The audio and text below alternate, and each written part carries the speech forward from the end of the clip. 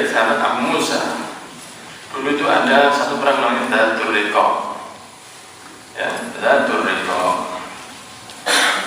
Perang Dzatul Riqa ini perang yang sangat berat. Perjalanannya jauh.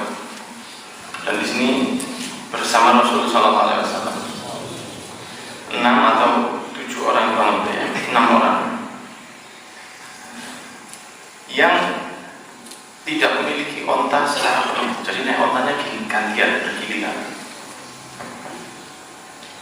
Maka fanakibat akadamun, fanakibat qadamai, maka luka lecet kaki kami dan lecet kaki saya juga. Wasakotot al-ghifari, saking beratnya. Sakotot itu bisa jatuh atau bisa lepas. Sakotot juga bisa turun. Orang dikatakan telah jatuh dia dari mata saya, sudah hilang respek saya padanya. Sakotot min ain, dia telah jatuh, dia telah jatuh di mata saya. Berarti kan bukan jatuh karena dia jatuh kepreset, jatuh bukan. Jatuh sakotot atau sakotot al-ghifari, yang di sini maksudnya kuku-kuku kakinya para sahabat itu sampai lepas, saking beratnya perang tersebut. Maka kuku kaki lepasnya lepas, berat ini, sakit luar biasa. Dibungkus kakinya dengan perban, rigo, penambal, perban lah, seperti perban ini. Maka mereka berperang dengan cara seperti itu. Makanya sampai dikatakan perangnya ini fasumiyat ghazwata dzatir riqa. Maka ini dinamakan perang perban. Perang perban atau apa namanya? Bukan pembalut ya. Bahasanya lain. Ya, apa sih? Kain perban, perang perban gitu aja saya nggak repot. Perang pembalut itu beda aja ya. Kenapa? Karena kita hancur kaki kami oleh. Kemudian disebutkan, dan ketika diceritakan amal ini, tidak senang itu para sahabat, di antaranya Abu Musa, tidak senang ketika ada yang menceritakan kejadian itu. Kenapa? Karena ka'annahu kariha an yakuna syai'an min amalihi afsha. Takut amalnya hancur. Gara-gara apa? Gara-gara diceritakan oleh orang. Itu sahabat Nabi begitu. Jadi kan Rasul berangkat dengan para sahabatnya, perang, giliran di perjalanan sampai kakinya luka, kukunya lepas. Setelah kukunya lepas ditutup pakai perban sampai disebut perang perbagi. Kemudian setelah itu kan pasti cerita, itu biasanya kejadian perang itu kan pasti cerita. Orang habis tawuran SMA aja cerita. Nah ini ada yang cerita, itu ada yang diantara pelakunya itu mereka merasa susah kalau mendengar dan menolak. Jangan diceritakan sudah. Kenapa? Karena takut pahalanya habis. Nah sekarang kan teman, malah di share, pakai bahasanya ini ambil ya, share, malah di share. Punya sampean. Betul, malah di share, malah diceritakan. Orang bisa melepas kakinya dan mereka nggak cerita. Sampai lepas kukunya ada cerita. Terang ini. Dan dapat apa? Dapat apa? Ya mereka nilai ta'ala benar ya. Itu yang keempat. Yang kelima, dari sahabat Amr bin Taghlib disebutkan bahwa Rasulullah SAW dapat harta dan tawanan. Biasanya kan hasil rampasan perang kan begitu. Dapat harta dan tawanan. Maka dibagilah oleh Rasulullah SAW dan sebagian tidak diberi. Fa'atol jalan, watarok dari jalan. Beberapa orang diberi, beberapa orang tidak diberi.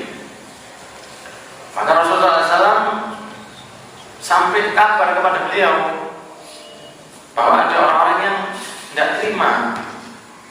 Ya, orang-orang itu kan baru masuk Islam, kan baru begitu ya. Mereka itu merasa, kenapa Nabi Muhammad itu kok tidak memberi kita? Mereka kan orang butuh, orang butuh. Kok yang diberi itu orang-orang itu? Kenapa tidak dibagi secara adil? Misalnya dapatnya 10 juta, misalnya orangnya 100, kan berarti 100 ribuan. Mestinya kan begitu. Berarti Rasul baginya tidak begitu. Sesuai yang karepnya Rasul. Ada yang tidak dapat, maka ada yang ngerasani, ada yang tidak senang. Oh, Nabi kok gak adil, Nabi kok gak pas, Nabi kok tidak begini, saya kok tidak dapat. Kan sama, kenapa? Saya juga tidak punya. Maka Nabi Muhammad tinggal itu. Setelah memuji Allah, hamidallah, thumma athna alaihi, memuji Allah, mengatakan amma ba'du, kata Rasul, amma ba'du, fa wallahi inni la'utir rajula wa ada'ur rajula. Sesungguhnya saya ini demi Allah memberi dan tidak memberi orang. Saya kasih dan yang tidak saya kasih. Ada yang saya kasih, ada yang saya beri, ada yang tidak saya beri. Walau ada'u, apa yang tidak saya beri, orang-orang yang tidak saya beri itu abu ilayya min alladhi u'ti, lebih saya cintai daripada yang tidak saya beri. Ya, di kejadian lain Rasulullah SAW juga mengatakan bahwa kalau saya bagi itu, ya di riwayat lain Rasulullah mengatakan kalau saya bagi itu kira-kira karepku apa karep Gusti Allah. Ditanya begini, apa saya melakukan sesuatu bukan atas perintah Allah? Bagi rampasan perang. Apakah saya bagi rampasan perang itu karepku? Ini baik sama saya kasih. Apa begitu? Tidak. Kadang-kadang sama Rasul satu orang dikasih banyak sekali. Rasul mengatakan kalau saya ngasih itu sudah aturan Gusti. Karena semua lakonannya Nabi itu klub samanya dikarep Gusti Allah. Tidak mungkin saya buat sesuatu maksud saya sendiri itu diriwayatkan lain. Ya, walakin uti aqwaman lima ara fi qulubihim min al-jazai wal halaq wa aqilu aqwaman illa ma ja'ala Allah fi qulubihim min al-ghina wal khair minhum amal bil dakhil.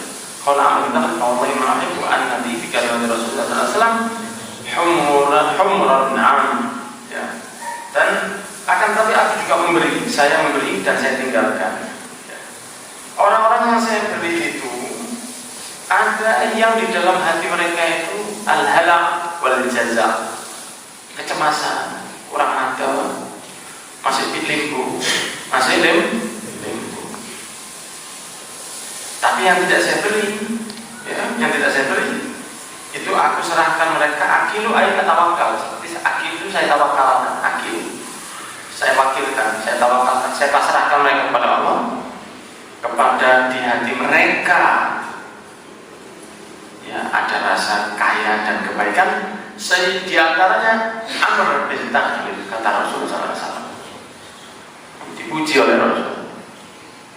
Jadi kesimpulannya begini, Rasul dapat rampasan, dibagi, ada yang dikasih. Semua orang, wah ini mau benar, tidak dapat kita ini.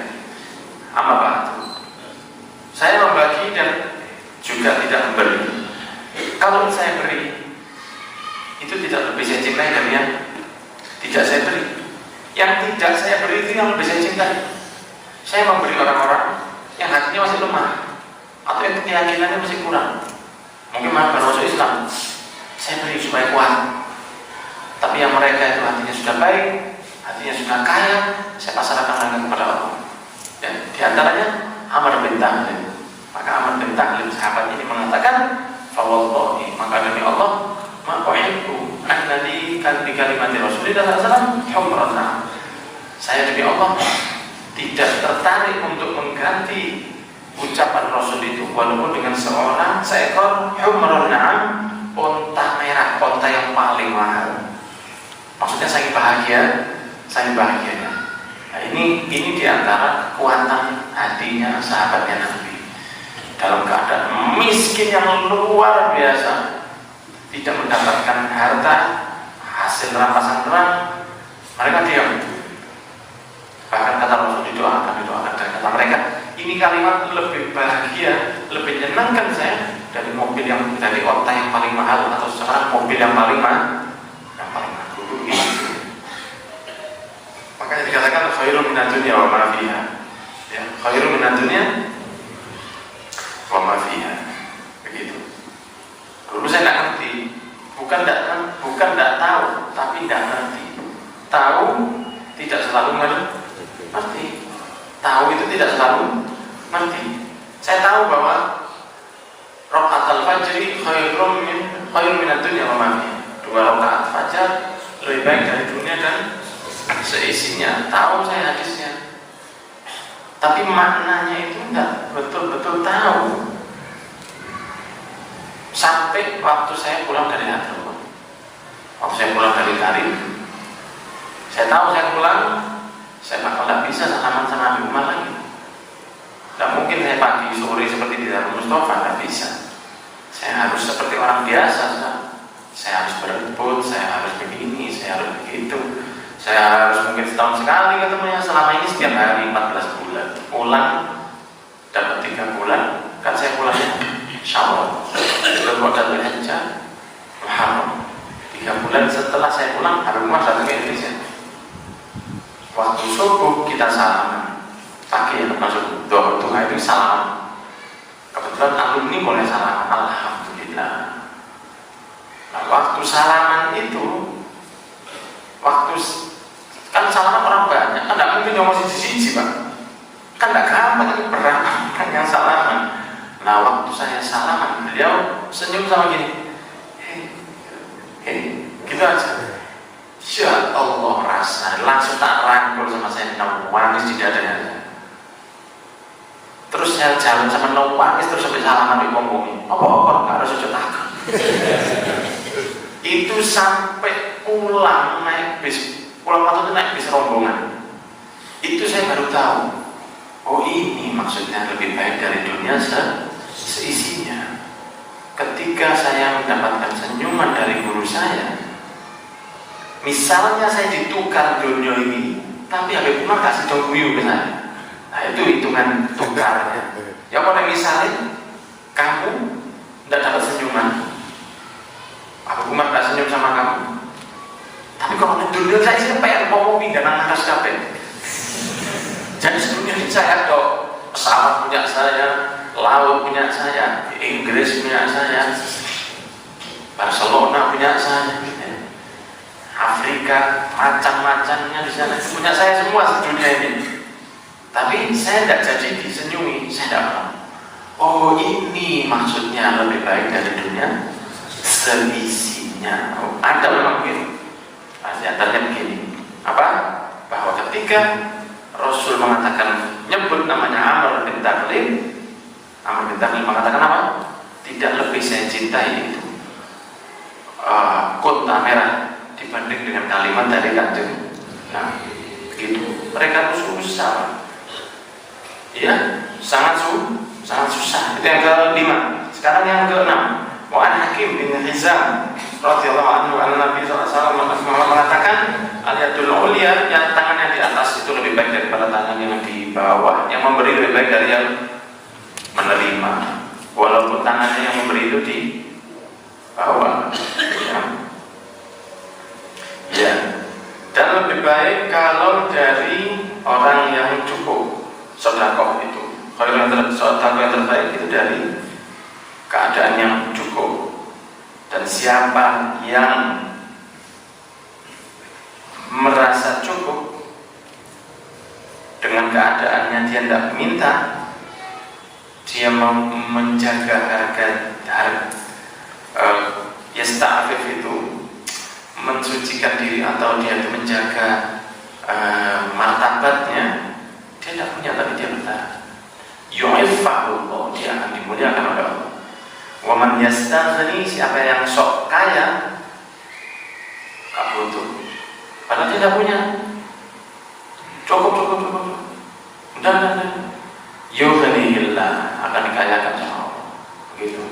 Bukan berarti kayanya itu maksudnya di sini kaya ke harta juga, tidak mesti. Bisa jadi menjadi kaya di dalam hatinya, karena itu memang perlu latihan. Ya, istighna, istighfar, ini sampai ada pembahasan khusus di buku yang sebelum kita bahas di Masjid Darussalam itu, Syaraful Ummah, Khosaisul Ummah Al-Muhammadiyah, susunan Syekh Muhammad bin Abdul Al-Maliki. Khosaisul Ummah Al-Muhammadiyah itu kitab yang kita bahas 11 tahun hatamnya. Minggu pagi itu baru hatam beberapa tahun yang lalu. Itu ada pembahasan tentang istighna. Istighna itu orang merasa cukup dari orang lain, bukan dermis. Ya. Karena ada orang dermis itu. Oh iya, masuk ke rumah jenengan, seorang ini bisa dicukup. Curigen kali gawe ya. Umplung cek tak ngomong. Wetok aja. Ada aja yang kelihatan. Nah, itu kurang baik. Tidak apa-apa kalau misalnya tidak dipakai, boleh. Kan dipakai itu apa itu mau dibuang. Kalau dibuang, jangan kasih saya.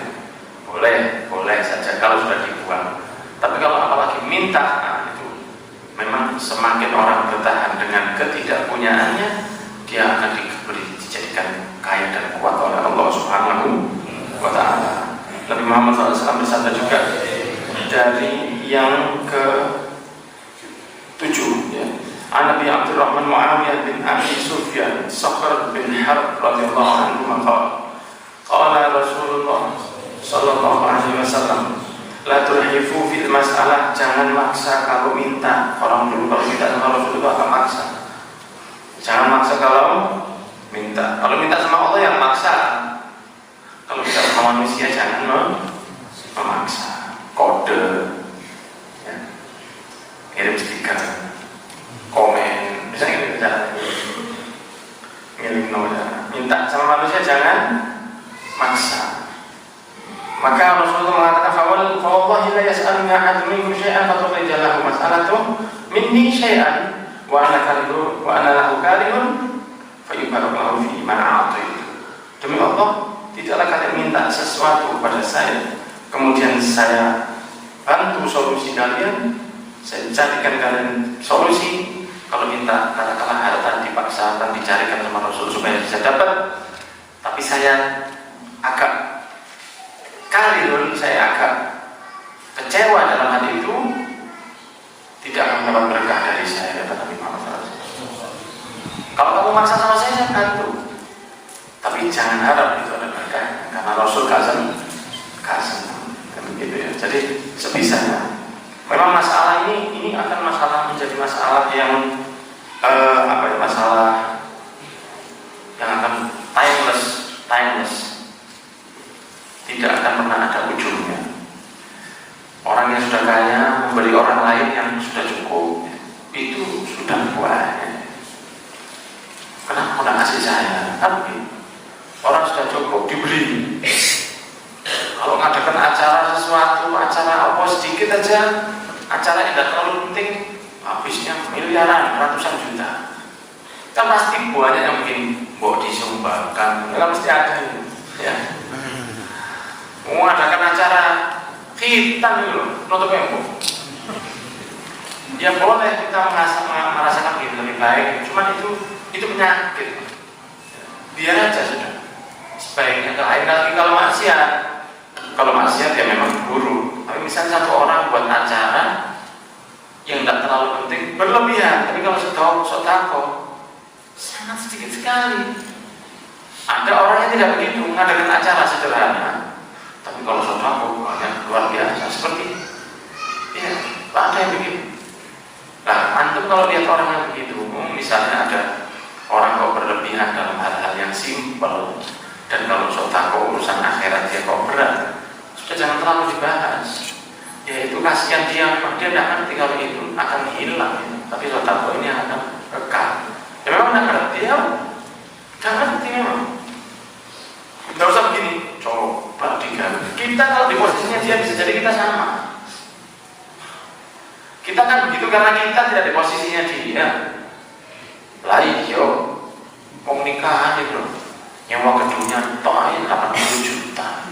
Lalu diberikan kepada fakir miskin. Kalau kita di posisinya dia, kekayaan kita seperti dia, dididik seperti dia, mungkin kita lebih marah.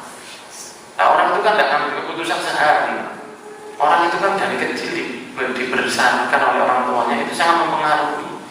Mungkin dia tidak ngerti, kan banyak orang Islam tidak ngerti sama sekali Islamnya itu kan banyak sekali. Padahal pengajian sudah di mana-mana itu. Ada yang kalau pengajian istiqomah, tapi kalau sholat tak mau. Iya, banyak itu. Pikirnya mungkin ya kalau maulid dia senang, ya, tapi kalau sholat singitan. Sering itu terjadi di pabrik-pabrik saudara saya. Tadi sore ini saya ketemu saudara saya, sepupu. Dia punya pabrik. Kalau waktu sholat diberhentikan, berhenti, dikasih kesempatan sholat, tidak sholat, sembunyi. Tapi harus dicambuk juga tidak bisa. Musola disediakan, kamar mandi disediakan. Kalau Jumatan disiapkan. Pulang karena pulang atau sembunyi atau tidur. Walhasil kata jadi ada pendapat kalian kalau sholat kesaktiannya itu kurang. Kerisnya, ya keris kalau dimiliki biasa saja tidak apa-apa. Tapi kalau kerisnya dibuat untuk al-ghaib mandi, kalau dia sebagai muslim ya, kalau di luar Islam kita tidak akan ngurus ya kan.